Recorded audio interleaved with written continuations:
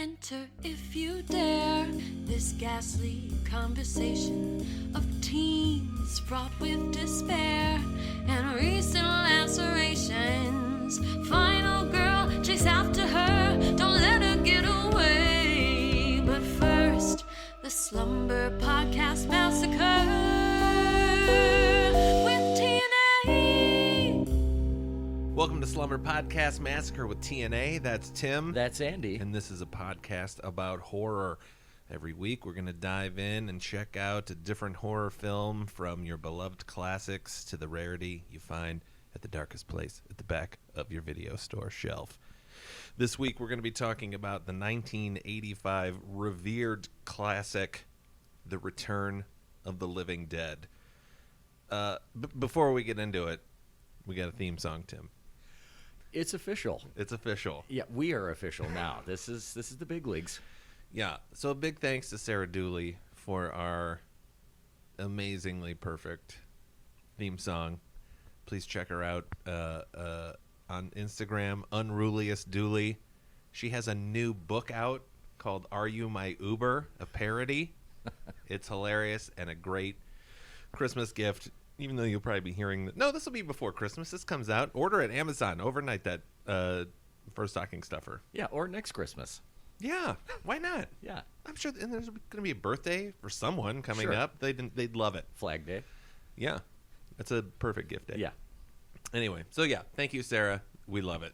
You're the best. So Tim, let me ask you a question. Where do you think we stand right now on the current zombie renaissance? Are we at the tail end of this thing? It feels that way, doesn't it? Yeah. It feels like, to me, it feels like we're at the end of it, but we're not at a tired end of it. I think that there's just been such a rush of really great zombie movies in the past several years. But my point is that I don't think people are tired of it yet, because I think it's such a cool genre, and I think it's a genre that continues to get expanded and sort of tinkered with. So do I think that people are, just waiting, impatiently for the next zombie movie to come out, and they just absolutely can't stand waiting any longer? No. I think we've had enough. Yeah, I think the saturation point is over. Yeah. Definitely. We're there, but I think that if somebody came along and did something inventive, like Shaun of the Dead, if somebody came along and did something like that, I think people would, buy it hook, line, and sinker. Yeah. So, Although Zombieland 2, I don't think that did very well. Did it? Well, I didn't really hear about it after it was in theaters. I don't know anyone who was like, "Hey, gotta go see Zombieland 2." Did it kind of feel to you like maybe they waited a little too long to put that one out? Yeah, because that was like 10 years or something. It's been a while. And yeah, so I think people were excited about it, but not as much as they would have been like 8 years ago. Right. So yeah, no, I think we're nearing the end of the need, or the public's appetite for zombie movies. But as long as somebody's got something cool up their sleeve, we'll watch it. Yeah. What do you think is the next step in making zombies cool? Zombies in space. Oh. When they don't need to breathe. When all else fails, Right. do it in space. Yeah. What a better place for the dead. But there are already video games with that, Dead Space is pretty much that. Yeah, that's true. I have heard of that. He said unconvincingly. No, I think that somebody could come up with a new mythology. I think that kind of traipsing out that old narrative, starting with George Romero, I don't know if that's really going to turn any heads. Yeah. So somebody's got to come up with, I think, a new inventive way for why there are zombies in that moment, in that film. So if you can come up with a cool backstory, listeners, for zombies, and now's your chance. Yeah, and you can self-finance your film, I'd love to watch it. It's a tale as old as time, financing your own film. Maybe it's zombies jumping, like just Like the whole running thing, we loved that. Yeah, we'll talk like about that a little bit about this movie Fast too. zombies. Yeah, I know how to deal with that. acrobatic zombies is where we're headed in space. Because the anti-gravity thing, or like the zero gravity, I mean, Yeah. think how many flips you can do. Oh man. Yeah. Anyway, but the first zombie renaissance, Mm, we're going way back to the 70s and 80s, right. which kind of culminated. I feel like this movie was the tail end of that original. I guess it's not a renaissance when it happens the first time. No, I would agree with that. Golden age. Yeah. No, I would agree with that. I think a lot of horror movies, zombie movies included, at that time, were sort of born out of the panic, the drudgery, the loss, and the death, and the power of the Vietnam War. It's been widely written about that it was a lot of filmmakers' reactions to that war that kind of dictated the tone and the theme and the tackling of these macabre subjects. Yeah. This movie, however, and like you're saying, it's at the tail end of it, and I would agree with that renaissance because, and it being at the end, because it decided to go with that humorous angle. And actually, it was the studio when they were first putting this movie together that said, "Hey, it's really horror comedies that are really a hit with audiences now. Let's do this, make it funny." You know? Which they succeeded in. Absolutely. This is the first one we've covered where it's just out and out hilarious. Yeah, and a lot of that hilariousness, and by the way, yeah, hilarious meaning intentionally hilarious. Yes, Yeah. intentionally There's hilarious. a lot of unintentional hilarity. They nailed what they were trying to do. Right. And what happened with this is, just getting into the history a little bit, there's a screenplay written by John Russo, and it doesn't really go anywhere. It was a completely different storyline altogether, and he just can't get anybody to invest in it. So he turns it into a novel. I thought the book came first. He's actually He made a novelization of his own failed script. Yes. Okay. And then it was the novelization of the failed script that inspired an actual script. Okay. So what happens is the novel catches the eye of Tom Fox, who was an investment banker who was just itching to get into entertainment. And he had the funds and he had the means to generate more funds. So he got in touch with John Russo and said, okay, I want to turn this into a film. And that's when the studio kind of stepped in and said, yeah, but let's do it as a comedy. And then from there, they bring on O'Bannon, Dan O'Bannon, who ended up directing the movie. Yeah. And he kind of rewrote the script too, didn't he? He did, yeah. He already had several Hollywood credits. He was a special effects guy. He wrote Alien, and he put out a movie called Dark Star, which wasn't overly popular. But I mean, he was not necessarily a newcomer. So they bring him on to write it, and he's the one that is really injecting all of the differences and the sort of strayings off the path from the Romero vibe, because he just didn't want to do a movie that was just another rehashing of Romero's, sort of zombie template. Right. Because we should say those two, because Romero and Russo had, they did Night of the Living Dead, and then they kind of had a disagreement about how to take this franchise or this story. So they kind of split their own ways very amicably. And so, and you know whose is whose, because Russo got Living Dead, and then Romero's just Dead. So if it's like Dawn of the Dead, Day of the Dead, that's Romero. Anything Living Dead is Russo. Yeah. Is that right? That is exactly right. Okay. Yeah. And I don't know who got the better deal there. Yeah. Well, they're both very unique interpretations. Yeah. Yeah, because I guess, I mean, you don't really have to say that it's the living dead. I mean, we're assuming that the dead people in this movie are kind of alive. Otherwise, we don't have a movie. Yeah. So, you're getting zombies either way. But yeah, it's funny how just one word makes that legal difference. And then I think they both succeeded with a different set, because I think Romero, those are more the purist types, loved him, but then people were like, who recognized the fun of this, they were given that in the Living Dead series, which still stayed true, but they were able to explore the absurdity of it. Right. And that's where, kind of circling back to Dan O'Bannon wanting to be so far removed from that Romero template that he's, his characters look different. Obviously, one of the major recognizable aspects of this movie is the fact that it stars punks, like L.A. punk kids in the mid-'80s. And that's really, at least in America, that was really where punk was kind of hitting its stride. The music starts in the late 70s, but really by the mid-'80s. The whole soundtrack is like local LA punk bands. Exactly. So that really kind of infuses the movie with a lot of sort of vibrance and rawness and just kind of awesomeness in general. Obviously, it was a huge attraction for me because I love punk music. But yeah, we've got humor injected. We've got these characters, these punk characters, and we've also got, which you pointed out to me recently, and I had never really thought about this before, the first time that we see some real nimbleness in our zombies. Yeah. A lot of people credit 28 Days Later like that as the beginning of the new renaissance, and it's like, oh, fast zombies. Wow. What would you do to that?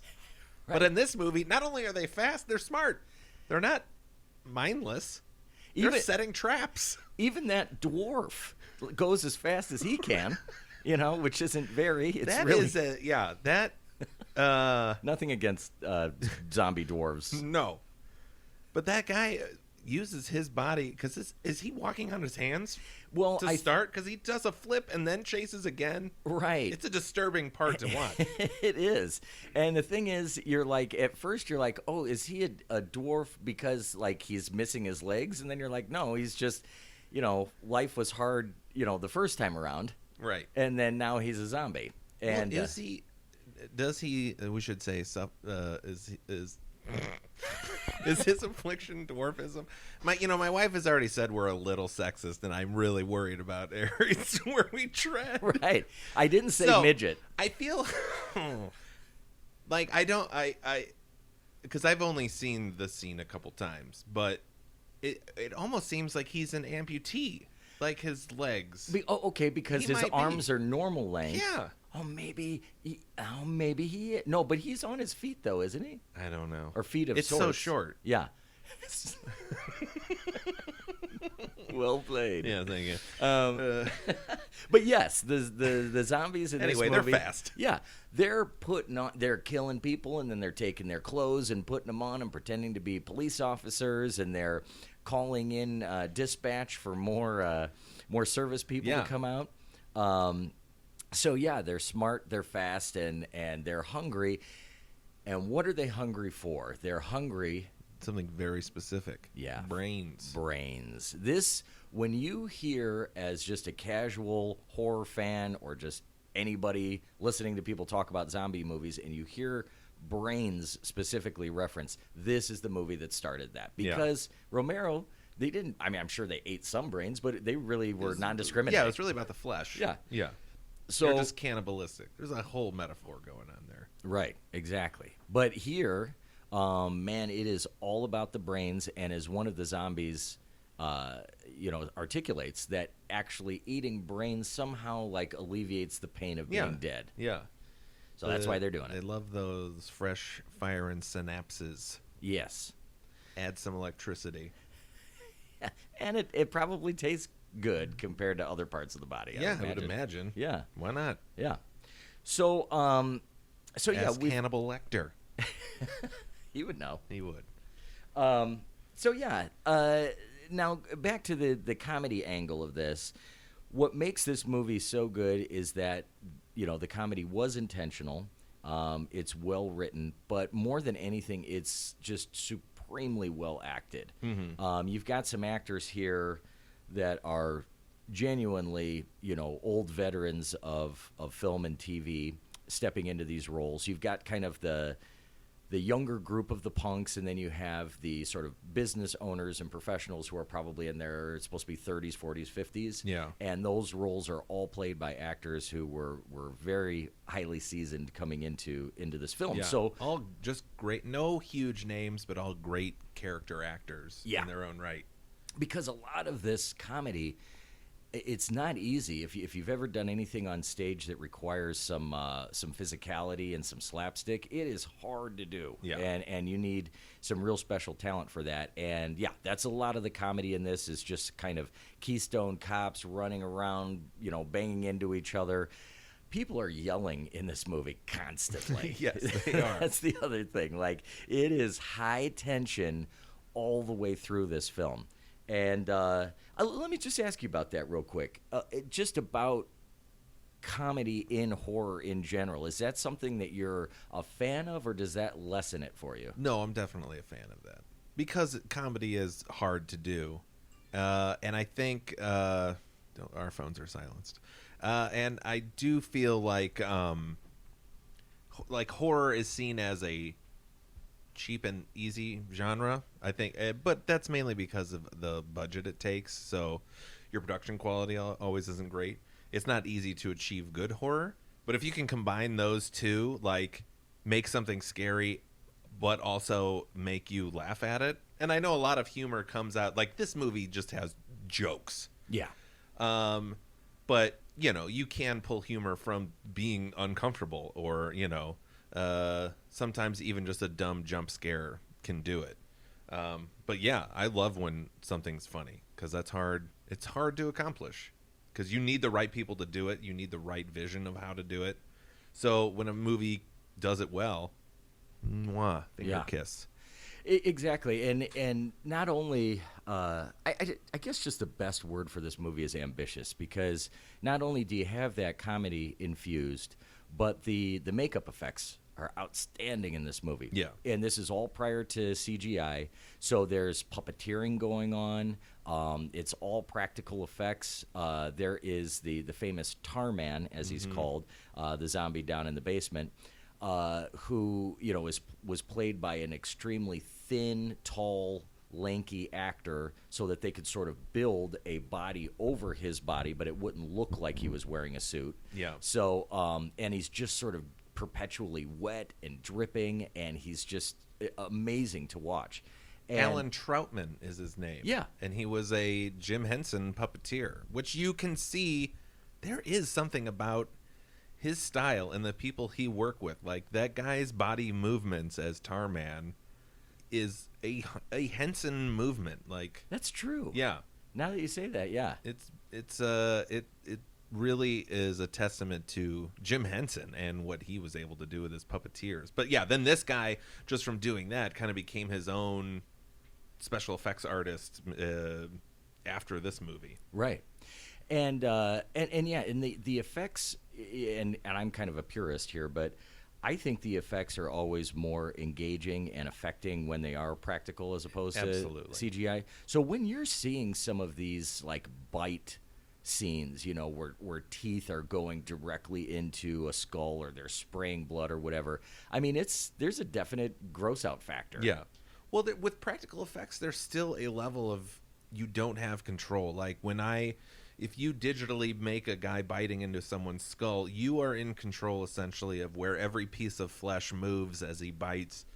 But with this, there is still kind of a random, or like the glue wasn't sticking right here, so you get this weird, unnatural, like unhinging of flesh that just looks like it's shredded, and it does add such a creepy, unnatural effect, even though it is very natural. Right. It's the element of chance. Yeah. That's still there. Yeah. No, I've never really thought about it that way, but that's an awesome point.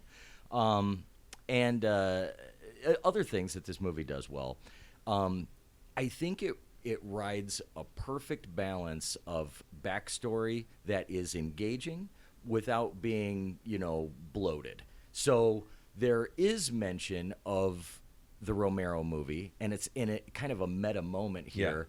They make mention of the fact that an incident happened in the 60s, but that Romero, in order to make the movie, had to alter the details and the names and the goings on. Otherwise, he'd be sued. Well, here, wait. Before we dive, well, we're going to kind of dive. This was another another tip from the wife. Like, maybe give a short synopsis of what the movie's about. Okay. What happens in the movie? Because God bless her, she's listening. Yeah, so somebody has This to. isn't one for her, so Right. I appreciate it. So I'm going to take that advice. So yeah, we'll just give it very briefly. Yes, absolutely. So this movie, yes, it takes place within the universe that the original movie was released in. That was a movie that these people had watched. Two dudes working at a medical supply warehouse. The tenured guy is like, yeah, that movie, that was real.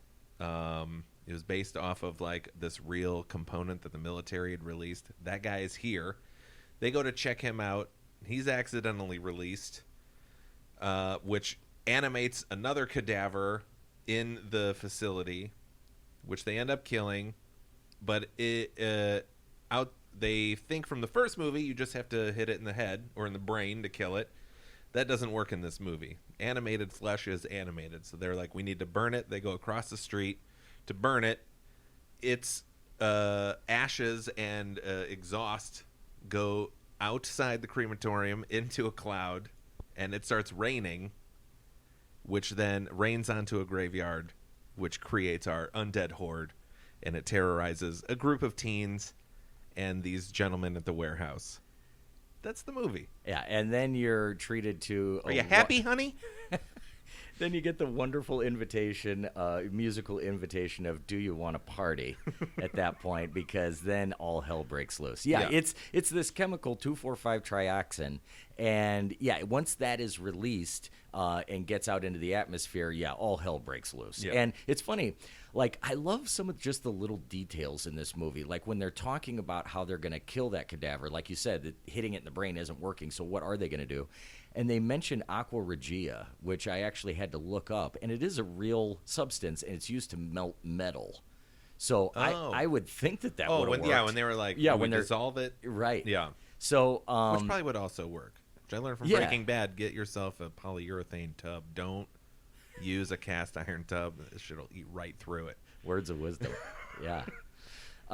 Did you watch Breaking Bad? Do you know what I'm talking about? I watched the first episode. Now we've just lost like a ton of listeners and fan base people because I've love only Breaking seen. Bad. Yeah, no, I Oh, need, because no you've only- because I haven't okay. seen it. Yeah, no, I will. I'll get around to it. It came out when only like 9 other amazing TV shows came out at the exact same time. So I'm working my way through. But yeah, the movie is, for lack of a better word, I think there's like a professionalism that everything is handled with. There's a layer of polish on this production that you don't find in a lot of your other horror movies from the mid '80s. I Yeah. mean, if you're somebody who doesn't care for silliness in movies, which is fine, I like it. Maybe you don't. This would be a great horror movie for you because I mean the production quality, the acting, the editing, the effects, the pacing is all extremely professional. Well, but to be fair, the budget for this movie is astronomical compared to most of the movies we're going to cover. No, that's true. I mean, we're used to dealing with hundreds of thousands, and this had a budget of $4 million, which in '84, when it was filmed, it's still pretty high. Yeah. No, that's true. It's a good point. They had a lot more to work with, and they did have a lot more experience behind the camera. So, yeah, it should have been good. And thankfully it turned out that way. So, in general, what did you think about the actors in this movie? What did you think about those punks? Were you buying they have some very definitive identities. They do. Yeah, the punks, you could tell, were, they spent their money on actors, on the seasoned character veteran actors, which showed. Like, those are great. And you could tell, yes, the best of the teens, they stuck in with the older dudes. The guy, I can't think of any character names right now. Freddie, Freddie, yes. played by Tom Matthews. Yes. Yeah. Thom. Yes, of Friday the 13th Part 6 fame. Oh. He plays an older version of Tommy in Oh, Part that's 6. the same guy. Same guy. Yeah. Oh, jeez. Yep. Okay. All right. Interesting. But yeah, he's definitely the best of that group.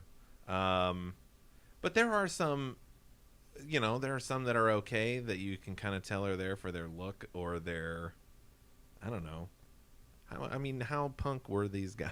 Well, that's kind of a funny thing. O'Bannon wanted punks for this part. He didn't want actors, or for these roles, he didn't want actors dressing up as punks, which is what he got, actually.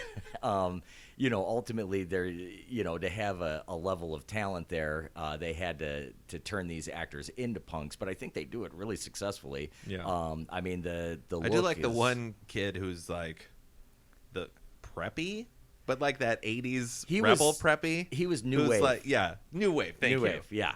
So Where he's like hanging out with them, and he's like, "Hey guys, did you guys know Talking Heads played at CBGB's too? Like we could listen to them."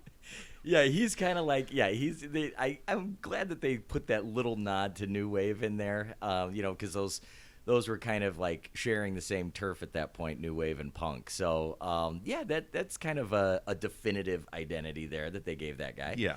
The skinny tie, the suit coat. Right. Yeah. Exactly. Yeah, that whole kind of like Blondie type look. Yeah. Yeah. Did you ever dress like that? I did. So yeah. did I.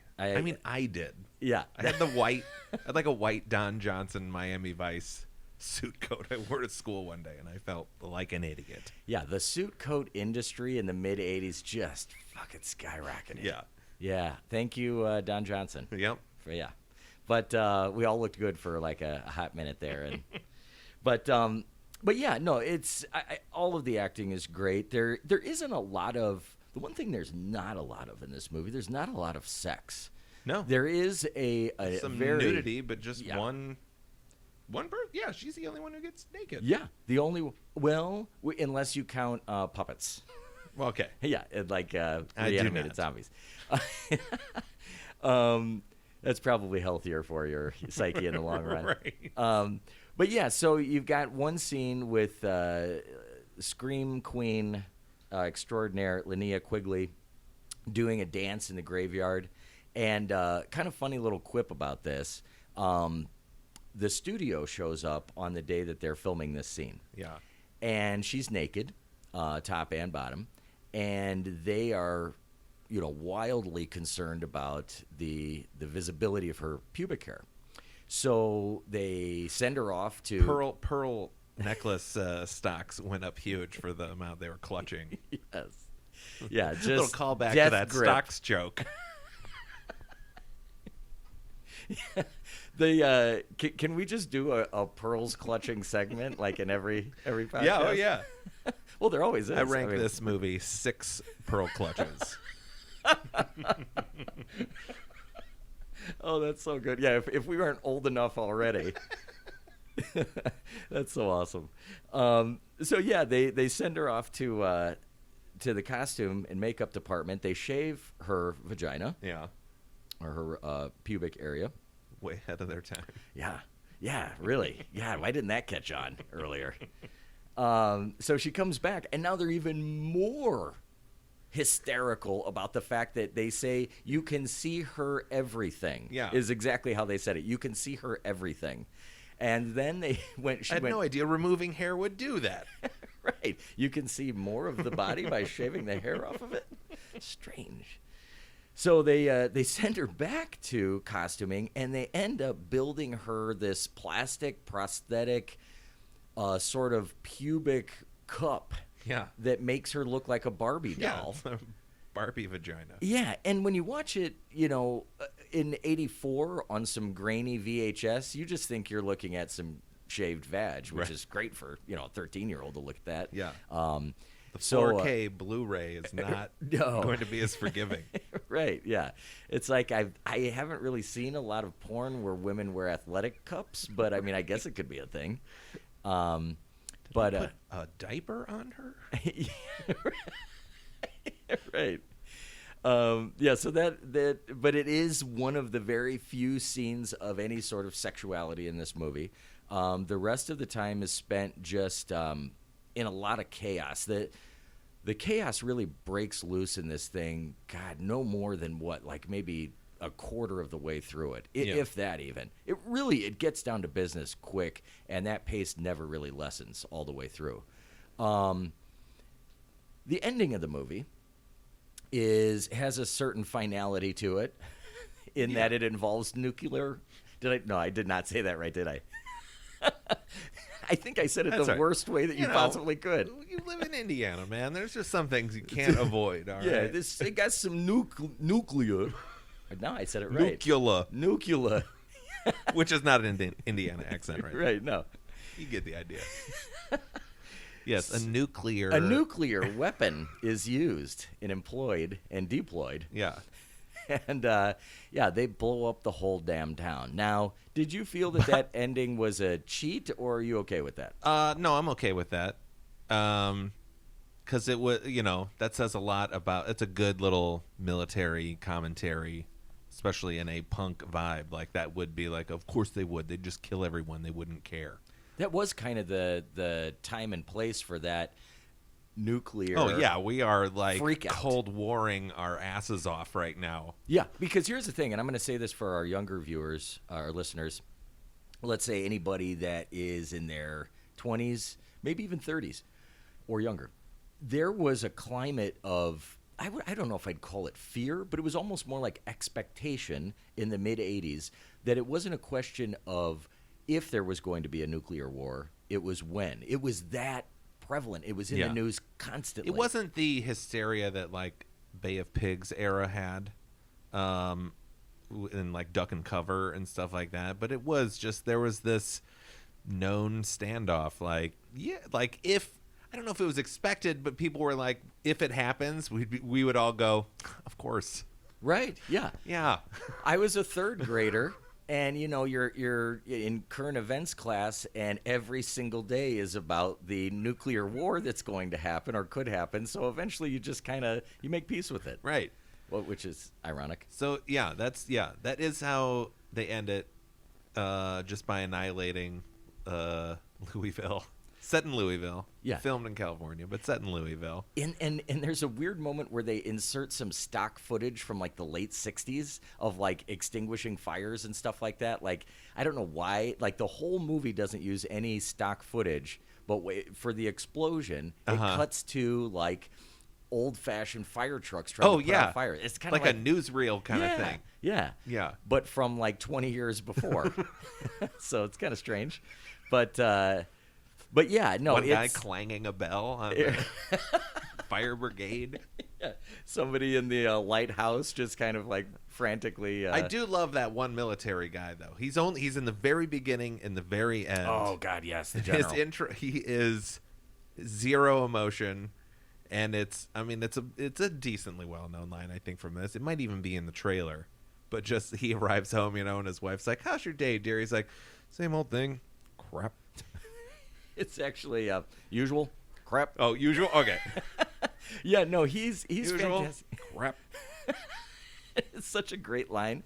And you know what's so awesome about that scene is that, like, you see him pulling up to his house, which apparently military personnel, high-ranking generals were millionaires in the mid-'80s, judging at the size and Well, there's not many of them.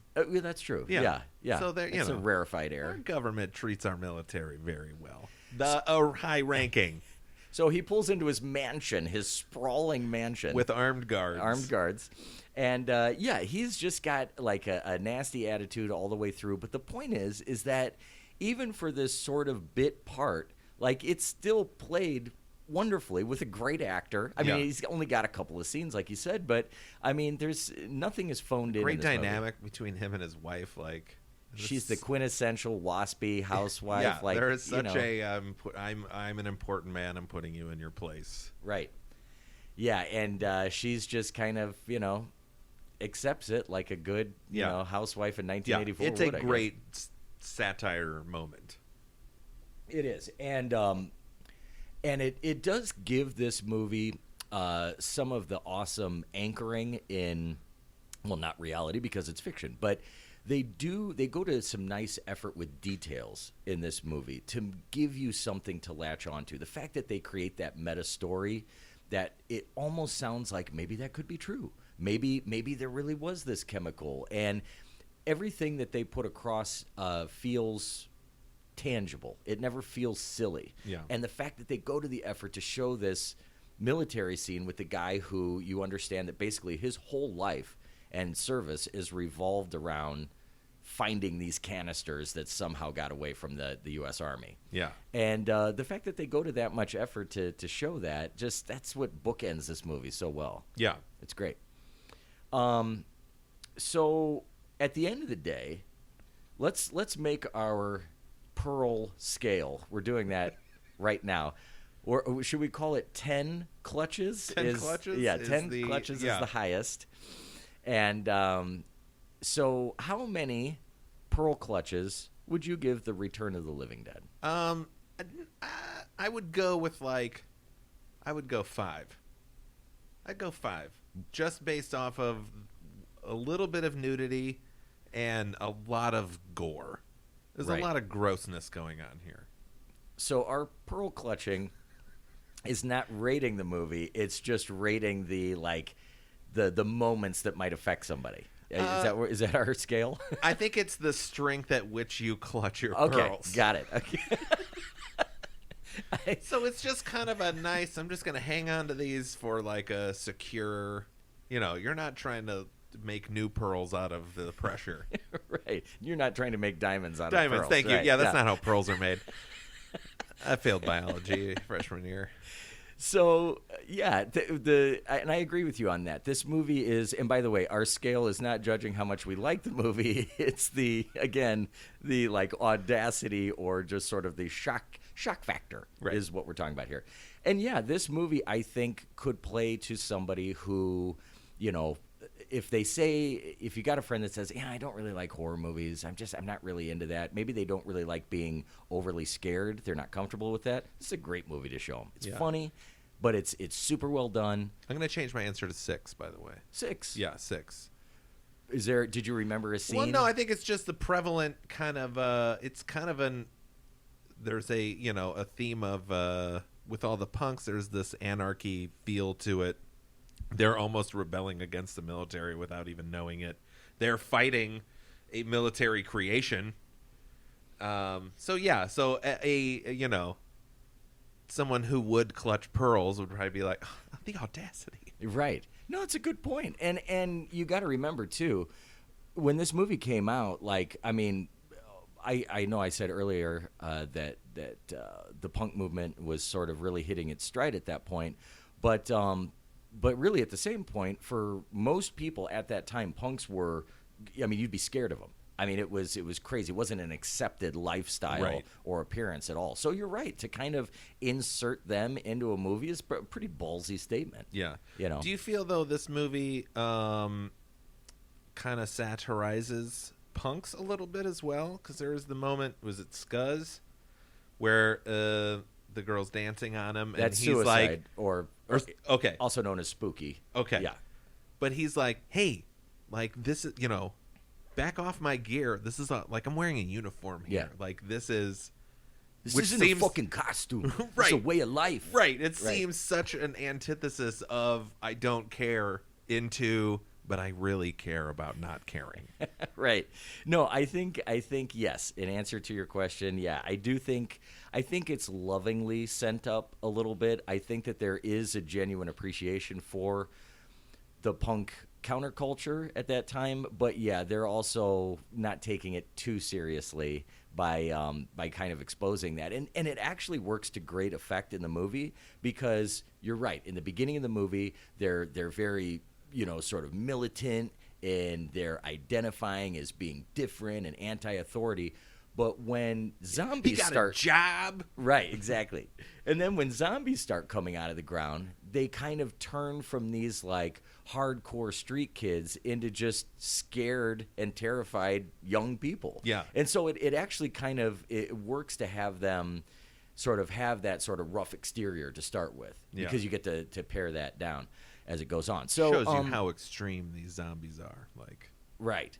If you're You can't rebel against someone who wants to eat your brain, man. right. Yeah, they don't care that you shaved an X in your hair. Right. If anything, it just makes their job that much easier. Just get right to that brain. Thank you. I'm surprised they didn't include like zombie punks. Like, fuck you, Dad. I'm not eating brains. Yeah, I don't even like brains. yeah, or just like I just eat hands. I'm a hand eater. Fuck your brains. Out. So yeah, no, you're right. It's like how many layers of rebellion can we throw into this Right. thing? But no, it does a great job. I think that's kind of a nice metaphor for the whole movie. It just walks a real great tightrope of balance between it's serious where it needs to be and it's fun everywhere that you want it to be. So it's perfectly balanced. Yeah. So not on the Pearl scale, but on just a general. Let's give it just a 4-star. Where would you rate this? Do you like this movie? I do like this movie. The only thing that puts me off is how 80s it is, because while I grew up in the 80s, I hated the 80s. There were some great things. I loved like comedies of the 80s. I thought sitcoms from the 80s, while in retrospect were insanely formulaic. As a kid, I adored them. Late night talk, comedy in general was awesome, which I think is why this movie works so well as a comedy. But no, like punk aesthetic, really turned me off as a child. Like I did it, to me, it did seem like this, like you're trying a bit hard to let me know how much you don't care. Like, just don't care. Right. Just try that. Yeah, don't care about not caring. Metal, like glam metal, a lot of MTV, while I still watched a ton of it, a lot of the look of the 80s I hate. Yeah, you have always kind of held that that time period sort of at a pretty low level of appreciation. I did not like the music from the 80s. No. And I still don't. This is I've where you gotten and I more into punk, but that's about it. This is where you and I have a nice counterpoint. Oh, yeah. Because we agree on a lot of things, but I loved the 80s. Yeah. So what I'm getting at here is that if you're listening to this and you also love the 80s, you definitely want to check this movie out. This is made for you. Yeah, you will. Yeah, and the thing is, it's not just punks. Like they throw in a few different styles from that era, and you would, from the music to the costumes to everything, the attitude. If you love the '80s and you're part of that, renaissance of appreciating everything 1980s, you're gonna love this movie. If you're like Andrew here, it might not be your thing because it's so prevalent throughout the whole thing. You're right. Yeah. This isn't like a quote unquote timeless movie. No. I mean, it is rooted very much in exactly the years that it was made. So but some of it is advantageous. The effect work, the comedy of it, I think those all play out very well. Yeah, very well. Yeah, but a lot of people dressed up like fools. That's true. And what's funny is that, like, the effort that goes into dressing up like a punk. Like, you would think, like, if you were a true punk, that you would just wear, like, a gunny sack. Right. Like, just, like, I don't give a... I'm just barely trying, Or that you would just, like lather your body with something. Like, not even put clothes on, but just, like, here's some soap on me. Yeah. Like... But no, like, dressing like a punk is an extreme amount of effort. Yeah, it's a lot of sewing, and I mean, it seems an artistic expression as well, which I completely respect and can get behind. That's the one part where I'm not just like some right-wing asshole, like, I hope you all die. Like, I get it. I understand expressing yourself. But when the expression is I don't care, I'm like, all right. Yeah. You're actually caring. Right now, the 4 punk listeners are like, that is not what this is about. It's a way of life. It is kind of ironic that way. Maybe the whole punk movement is just fully ironic. Like, we're trying to strip away everything, but at the same time under like a lot of layers of effort. Yeah, because it is you dress that way to signal to others about how you feel. Yeah. It's not like, so I can look at someone and be like, oh, he's wearing the same safety pins I'm wearing. Like, we probably have the same views. Right. Yeah, I mean, if you were really, it is probably more about belonging than it is not belonging. Like, the intent is to not belong and to separate yourself. Yeah. But there's actually more of a desire to belong with others of that like It's mind. a lot more fun to not give a fuck with other people than by yourself. Because if you really didn't care, you'd probably just dress like a Nazi, wouldn't you? Just head to toe, the whole short, baggy, puffy pants thing, and like swastikas all over. Not to say that swastikas didn't get a little bit of a renaissance of their own at this time, but they actually did. But yeah, so it's, we know what you're trying for, punks, and trust me, I was one of them. But yeah, it's kind of adorable after all is said and done. Yes, yeah. As a thing, like, I'm glad it wasn't this part in culture that just was pervasive for decades and decades. So it's nice to look back and be like, wow, what a great. Because I had a older cousin. She was very punk, and she's like my favorite cousin. So there wasn't anything about it that turned me off. I mean, it was very intriguing, and maybe I just didn't have the guts to dress that way, but Or the time. yeah, yeah. I sewing just am skills. bad at coordinating outfits, essentially. I just don't sew well, My punk is I just, I don't wash my pants. Yeah. I wear the same pair of pants every day. They call that Fuck you, society. Yeah. That's a crust punk. There actually is a subgenre that of course there is. yeah. Somebody figured it out, like, maybe we just don't have to try that hard at this. Right. But yeah, so it is a beautiful time capsule for that whole image and that time period. And it delivers a lot of hilarity and awesome freakiness and gore along the way. That's the one thing I want to say about this movie, just as we're wrapping up here. We're talking a lot about the comedy. We're talking a lot about the punk aesthetic. But don't for a second think that there isn't some really gnarly killing going this on. movie in is this movie. gross. Yeah. It is unsettling and gross. Yeah. It is. It's not gentle. I mean, when I don't know if I've ever seen blood spray, like when Scuzz's head gets bit into. Right. Yeah, I mean, it sprays like what? Like it's like it's got air pressure behind it. Yeah, it probably did. Yeah. And so yeah, and it's a lot of it is close up. And when I say close ups, I mean a guy gets his head bit into, and it is as close as you can get to the bite going into the skull as possible. Mm-hmm. So yeah, don't listen to this and think that this is some sort of walk through the park. It's a gnarly movie for sure. What do you think it is about rotting flesh that allows you to have like a very powerful jaw? And one that's Like, not only zombies seem- powerful, but it seems to grow. Like Trash's mouth just gets like huge. Yeah.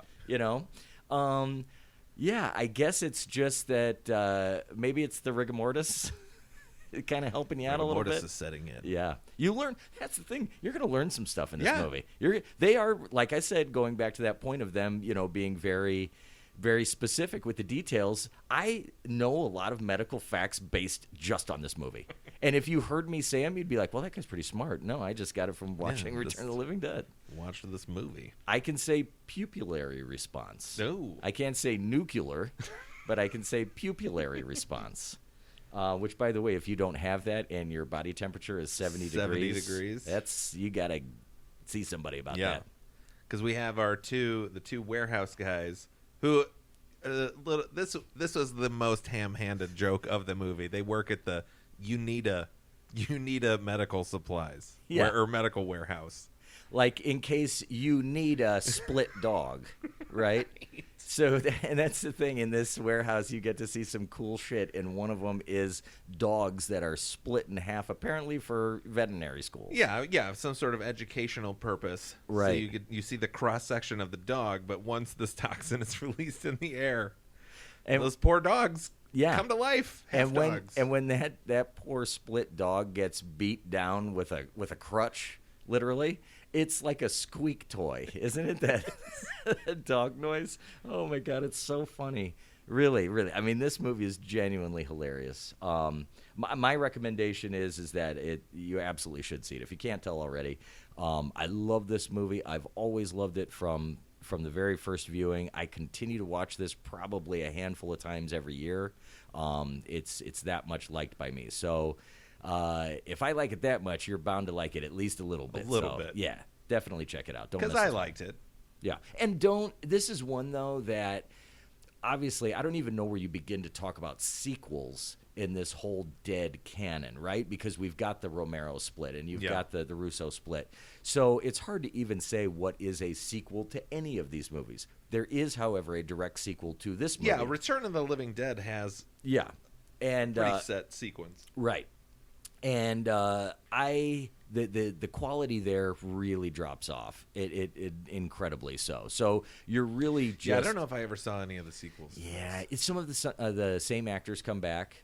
James Karen is back, and Tom Matthews are back together as different characters. Oh. But they're both in the movie. So part 2 is okay, but it's just not nearly as good. Like what happens in a lot of movies that infuse some comedy. When they do the sequel, they go full throttle comedy, and it just loses something. Right. Right. You got to have that perfect tension between playing it straight and spice it with the comedy. Yeah. Don't go full. Well, because a lot of the comedy in this movie, I don't know if I said this already, but it's a lot of it is between those older actors. Yeah. It's not really the kids. The kids aren't that funny. I don't feel. They have a couple lines here couple and there, lines but here yeah, and there. but you're right. It's But mainly because we watched this with some friends the other night, and like the real moments where the whole room busts up are between, the Bert and Ernie, which was unintentional. That's something I learned reading about this. Is they gave O'Bannon a lot of flack for naming them Bert and Ernie, and he's like, "Oh no, I didn't mean to imply they were Sesame Street characters. No, Ernie's a Nazi." right. He's he's got a picture of Ava Braun up in the crematorium. He knows German. He's got the German pistol. Yeah. Yeah, no, you're right. Bert was the name of one of the characters from the novel. So he kept that. But then he, like you said, he's creating this completely other character named Ernie Kaltenbrunner. And yeah, never put 2 and 2 together that it's freaking Bert and Ernie. Right. God damn, how do you miss that? But I do love Ernie. You don't pick up that he's a Nazi. Like No. you're not like, "Oh, this asshole's a Nazi." Like that's just something subtle in there. especially since that man is so obviously Italian. I believe he's Italian. Yes. What's his name? His last name is Calfa. He's a famous character actor. Yeah, Kalfa. Yeah, Kalfa. Don Kalfa. Don Calfa, who you'll remember from Weekend at Bernie's. Bernie's. Yeah, he played the gangster that was out after the guys. Yeah, he's probably my favorite in this. Oh, movie. he's so good. That fucking pipe he's got. Yeah. While they're like coming in, and he's just embalming, and He has he's some. the most level-headed guy. He Bert is. and Ernie both. Ernie has some of the funnier parts in this movie, but he never for a second winks at the audience. No. Like he just plays it absolutely straight, and it's fantastic. In fact, when we were watching it, I made the comment that if they ever remade this movie, that it would be Robert Downey Jr. playing that part. Like Yes. for whatever reason, he's just very reminiscent of Robert Yeah, Downey and once Jr. you said that, any line he said, you could not hear Robert Downey Jr. saying it, but it's dead on. Yeah. It is dead on. Yeah, it'd be perfect. So it's just well executed the whole way through. He's a huge part of that. Oh, this was a tidbit, a small tangent. Yeah. A little tidbit from production that I really dug. Because there is a moment where, so Tom and, or not Tom, Freddie and Frank are the two guys in the warehouse. correct. Right? Okay. They've been sprayed by this, so they're slowly turning undead throughout the movie. Mm-hmm. So there's a scene where Frank kind of self-sacrifices himself. He realizes he's going to become a zombie, and so to save everyone else, he cremates himself. I love that scene. Yeah. He like pulls the thing out and like shoves himself into the fire. But I learned later it was just he was supposed to become a part of the zombie horde, and he's like, I don't really want to get in all that makeup and hang out in the rain. So how about I just kill myself? And they were like, nah, all right, fine. You're seasoned enough. You can make that call. That is But I feel it worked way better. Oh, like, my that's such a God. cool scene. yeah, it's Where like he's just on the verge of losing. He's technically dead. He's on the verge of losing everything he is, and so he sacrifices himself for everyone else. Like, it's beautiful. there's a really great song playing called "Burn the Flames" in that scene. I can't remember the artist right now, but yeah, this kind of like punk, but sort of almost it kind of has a like a gothic like 50s monster vibe feel to the song. I know that's kind of confusing, but it's a very, very cool song that's playing.